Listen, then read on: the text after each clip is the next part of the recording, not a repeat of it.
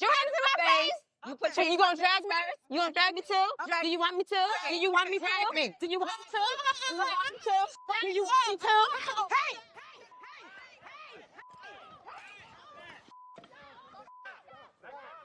Go. Go.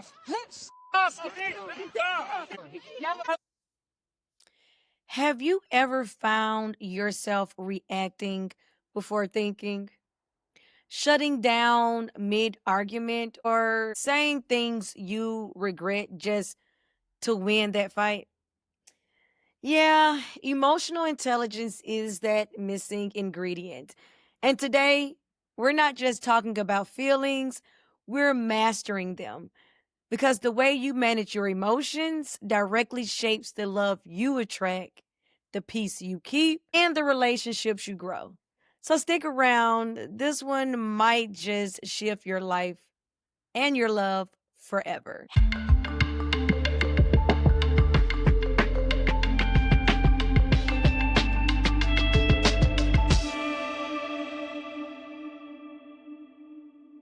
Hello, and welcome back to another episode of Dr. Frida's Power Sessions, where we don't do surface talk, we go deep, we get real, and we leave empowered, all in just 30 minutes. I'm your host and favorite certified life and relationship empowerment coach. I am Dr. Frida, your no fluff, say it like it is empowerment coach.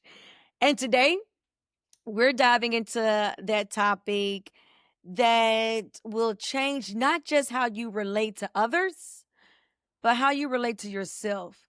And that is mastering emotional intelligence in relationships. And that's platonic, romantic, professional, whichever one you want to focus on. Now, let's be very clear. Emotional intelligence isn't just about being nice or soft spoken. And some people confuse emotional intelligence and self control with being weak. And it's the opposite. This is about power, the power to communicate with clarity, the power to regulate your own emotional triggers, the power to stop turning arguments into battlegrounds. So you all ready? Because I'm ready. So let's get into it. So let's start off. You all know if you see a little black and white furry thing, it's Miss Peaches, okay?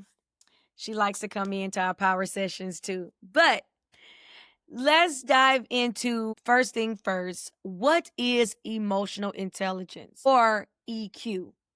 So, emotional intelligence is your ability to recognize, understand, and manage your emotions and the emotions of others. It's like your GPS for navigating relationships. And when you think about your emotional intelligence, there are 5 key areas within that wheelhouse, and that is self awareness, self regulation, motivation, empathy, and social skills. So just think about it. If your IQ is your brain power, then your EQ is your emotional relationship power. So just think about it. Have you ever met someone smart as hell, but is a complete mess when it comes to relationships? Yeah, that's low EQ. And I'm not just talking about romantic relationships, I'm talking about any type of relationship dynamic. It's always some type of push, pull, argument. They go from 0 to 100 in a blink of an eye, and you could be thinking like, it didn't cause for all of that. And hey, maybe that person is you. I don't know. But this is a judge-free zone, and we're going to help talk things through and get some tools and resources on how to manage and mature your emotional intelligence. Let's start with self-awareness, which is the basic foundational key point in any relationship is understanding yourself, who you are. So self-awareness is knowing how you feel and why you feel it. Because if you can't name it, you can't tame it. Name them. Name them. Well, what you did was ridiculous. Name them. Not having. Name 'em. Well, be quiet. So Name let me 'em. talk, Jesus. Name them. So have you ever felt like you wake up or you go through something and you just feel irritable? You irritated, every little thing just bother you. And the one person that says something out of pocket or not right that you feel is coming for you, you lash out on that person. And that person was not even the cause of you getting upset in the first place. It was just that person was at the wrong place at the wrong time, and you projected some mistransferred emotions into that person. Okay. And our partners and the people that's closest to us usually get that backlash. So, again, and maybe this is you. How many of us walk around mad or sad or anxious and you don't even know where it started? You don't know where it came from. And then we project it into our partners, our children, our friends, and it becomes like an emotional dodgeball. And that instability of emotions eventually drives wedges into relationships where people start distancing themselves from you and you don't even know why. Well, it's because they're tired of being the brunt of your emotional discourse. It has nothing to do with them and everything to do with you. Even if they say something out of the way, your response is not warranted when you blow up into a toxic argument, or even worse, a fight, a physical fight. We're not doing that anymore, especially when you say that you are grown or you an adult. And it just it's mind-boggling how many adults I come across who do not know how to manage their emotions. Which leads me to the next point in emotional intelligence is self-regulation and triggers. It's how you respond when you're emotionally triggered. And triggers are unresolved, unhealed wounds and trauma that we carry around like the bag lady or the bag man. And this is where the grown people show up or like to show up carrying all of these bags. And then when someone says anything out of pocket to them or they feel disrespected, then they use the word, it's triggering me.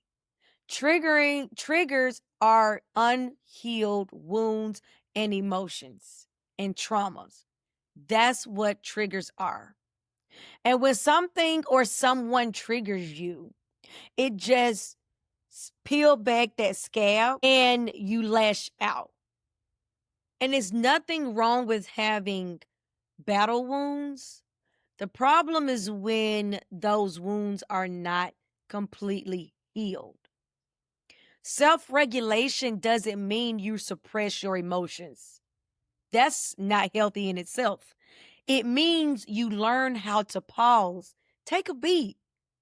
You learn how to respond instead of react. So many people are reactionary and not proactive, meaning how to take a beat and understand their own emotions. If someone is triggering you, take a step back and realize, where is that trigger coming from? Because that person is only a reminder of what is not healed within yourself. For them to have that type of response from you is just letting you know that there are some opportunities for growth within your own emotional journey. And I don't want you to take this information and become a victim and feel bad about yourself, because we are all going through this. We are all learning and developing our own emotional intelligence, because sometimes our emotional intelligence and how we regulate our emotions wasn't taught to us in our formidable years. And some of us have been raised in toxic environments, and we learn from our behaviors that the best way to resolve conflict is through verbal or physical abuse. So let me tell you a quick story about myself and just in my journey, because even though I am a coach, we all have our own journeys. And this just happened maybe a few months ago, like this year. And I was driving and I was headed to a meeting. And this gentleman, what a pet peeve of mine is a person driving slow in the passing lane. If you want to drive slow, that's great. You get to the far right lane and you drive slow. People like me, I'm always in the far left lane because I got to go. Like, I got lead in my feet. It's just how it is. All right. This person had a nice BMW. I'll never forget, it was a black BMW. And he was just driving slow. And so, me being me, I'm in a rush. It's traffic. And I'm riding him. Like, I'm giving him the driver's way of saying, get the hell out the way. Like, you need to be respectful on the road and move over. Well, he didn't. He suddenly braked so I can slam into his back, which I learned we used to do that in Chicago. They still do it. But anyway, that's neither here or there. That irritated me. So now you playing in my face. So then I switch lanes and he flicks me off. And proceeded to follow him. So I get back behind him and I follow him. That's not unheard of for me because I've done that before. And I follow him closely, honking the horn, went back to the side, rolled down my windows, screaming out. I wasn't doing profanity, but I was using my version of intimidation. And even though I wasn't completely like angry, my reaction was, it said otherwise, right? And so to the point where I frightened him and he put on, like, I guess he has his turbo power in his car and he put the turbo max on. And that was like, let's go. I'm here to play. And so he jumped in front of me. I kicked it to 95 and I was just like, I'm on him, to the point where he got off the interstate. And when I came home, I told my partner about it, who is the complete opposite as far as like personality wise. He's not passive aggressive. He just doesn't let anything rile him up. And it's just such a gift. But I told him, and I was like, I wasn't mad and I didn't use profanity and I didn't flick him off. And he said, but you follow him with the motive to intimidate him. It's not what you did or didn't do. It was your motive in trying to intimidate him, and you did. So how much emotional intelligence did you exemplify in that moment? And I had to go back and question myself, why did I feel the need to follow this person or to even intimidate this person? And it was because I felt like he didn't respect me in order to get over. Instead of me just getting around him, going around him and going about my day. I didn't get to that meeting any faster. As a matter of fact, I took out time of my day to follow this person who I would never ever see again.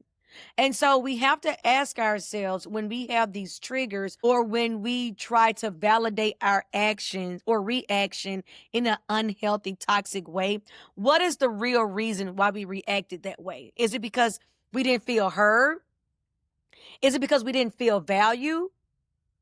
Is it because we have some unresolved wounds, emotional wounds that we have not uncovered or grown from. Because true mastery isn't controlling a situation. It's about understanding and regulating your own emotions and how you respond to situations. It's about controlling that fire inside of you so it won't burn everything down. What if I would have lost control of that car and I would have put it myself, that individual in front of me, and other innocent bystanders around us in danger? I would have caused that. For what? For a person who I would never see again, for a person who probably was having his own issues and projected on me, and I in return responded so poorly. The gift of self-regulation helps you respond from your present self and not past pain. So, what are your go-to reactions when you feel emotionally unsafe? Do you lash out?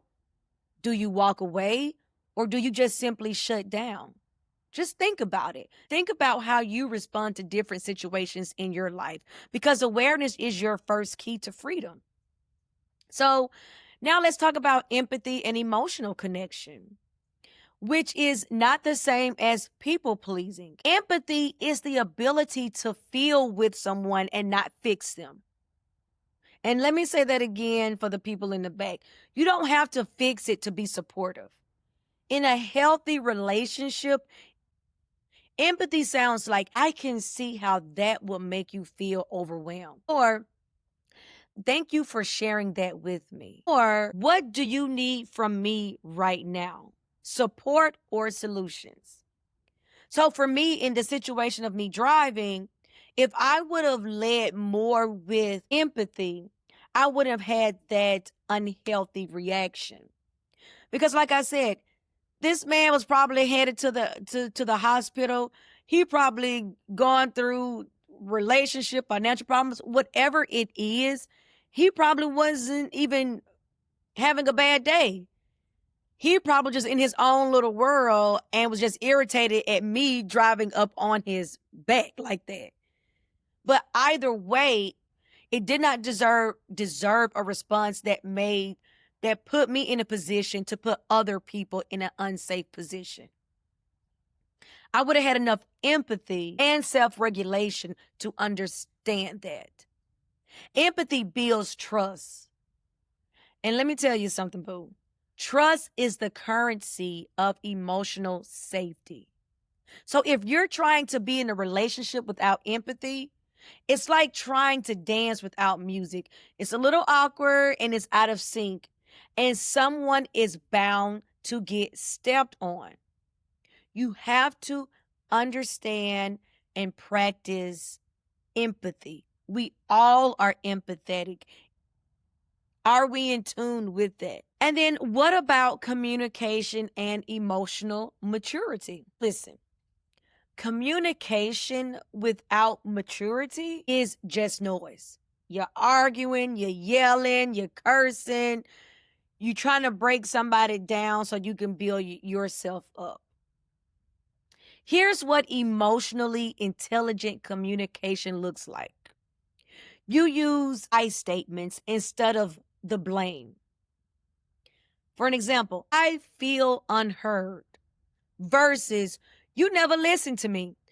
When you bring the ownership back on yourself, it disarms the people or the person you are talking to so they can receive what you're saying. When you come in as a victim and when you play the blame game and you do this and not this, then that person is automatically shut down. How would you feel? Right? So use I statements versus you statements. Also, don't weaponize your emotions to control or manipulate.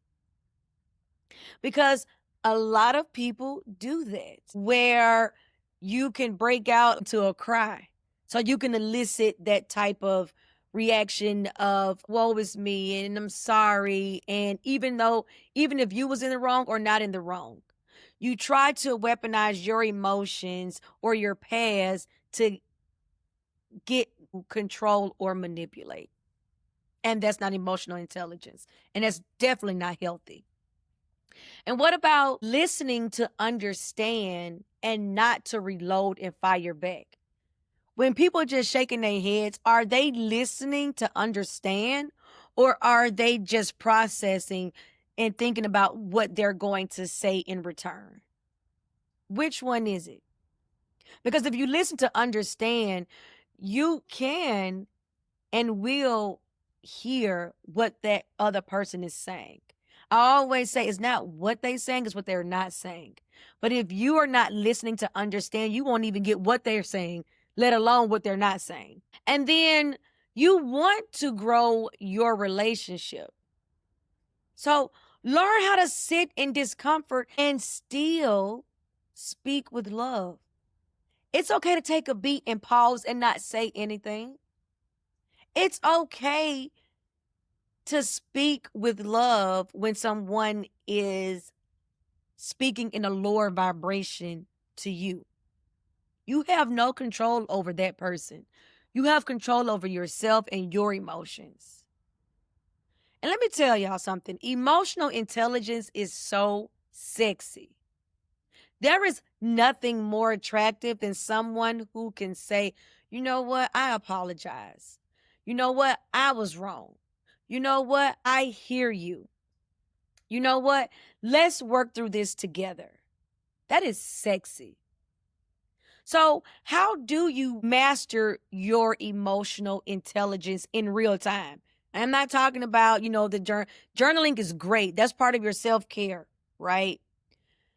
But let's talk about in the real time when your boss has pissed you off, when your friends didn't show up for you like you thought they would, when your partner is playing in your face. How do you respond to that? The first thing you do is have daily check-ins with yourself. Ask yourself, what am I feeling today and why? Take a beat. What am I feeling right now? And why am I feeling this? Okay. Also, practice the pause. Everybody be so ready to turn up. Before reacting, breathe. I guarantee you, if you are about to fight or about to get into an argument, you literally hold your breath, which means oxygen stops getting to your brain, which means you're not thinking clearly. Take a beat before you react. Take a breath. Count to 5 and just ground yourself in the here and now. Because a lot of times when we are getting into these situations, it's triggering us, which means it's something that happened in the past that's showing up in our present that's unhealed.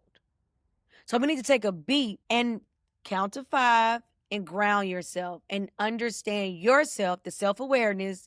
Where is this stemming from? This fire that's rising up in me, where is it stemming from? Because this person who's in my face right now is just triggering me. And even if that person is the root cause, take a beat. Why are you allowing this person to have that much control over your emotions? What has that person done in your life to have that type of access to your emotions? Okay. And in relationships, whether it's platonic or romantic, ask your partner or friends or whoever you're in a relationship with these questions. How can I support you right now? Because obviously something is amiss and I value our relationship too much for this to continue. Now, if it's a coworker you don't care about, girl, let me tell you something. Pause, walk away, keep it moving. Just like that man on the road outside. I ain't gonna see that man again. And even if I did, I can't even tell you how he looked. Okay? Period. Another question you can ask in relationships that you do care about is, what did you hear me say? Because we can say a lot of things and in our head it sounds so good, but when we verbally express it, the recipient is completely off in what we originally meant for it. They received something totally different and we was like, that's not what I said. That's not what I even mean, right? So just ask them, what did you hear me say? Another question you can ask that person is, excuse me, what do you need from me emotionally? And maybe they do not know. But just showing up and asking those questions to your partner or whoever you want to salvage that relationship with, just let them know that, you know what? I may not have all the answers, but at least they're asking empowering questions to help me think about what I need for myself. And one of my favorite tools that I use when I used to coach high school students after school is the emotional spin wheel. Now, I got this off of Amazon, but you can Google this. You can post it on your fridge. You can print it out.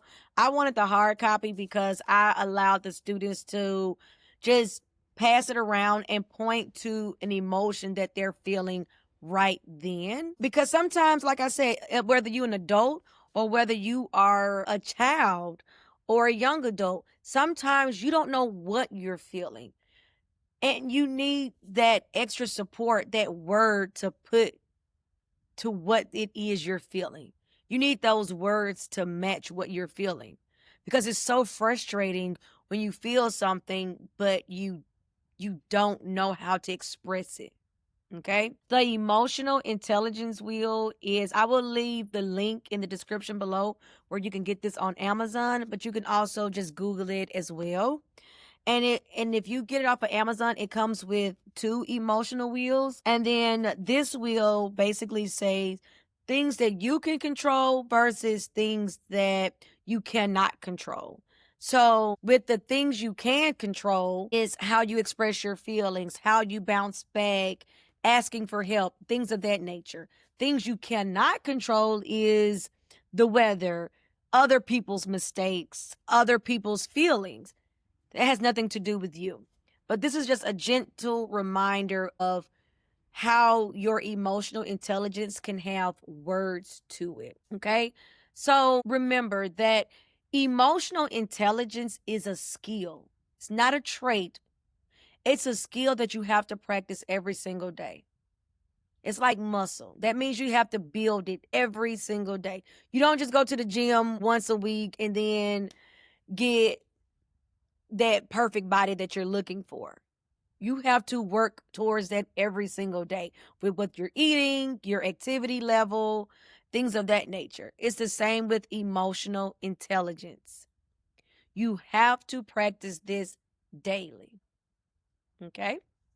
So, if you're serious about building healthy, soul nourishing relationships, whether it's romantic, platonic, or professional, emotional intelligence isn't optional. You have to have it, it's foundational. You deserve relationships where you're understood and not just tolerated, where you can be your full, honest, messy, beautiful self and still feel safe. But that starts with you and mastering your emotional landscape. So take what you've learned today and apply it, because information without application is just entertainment. And let me tell you something.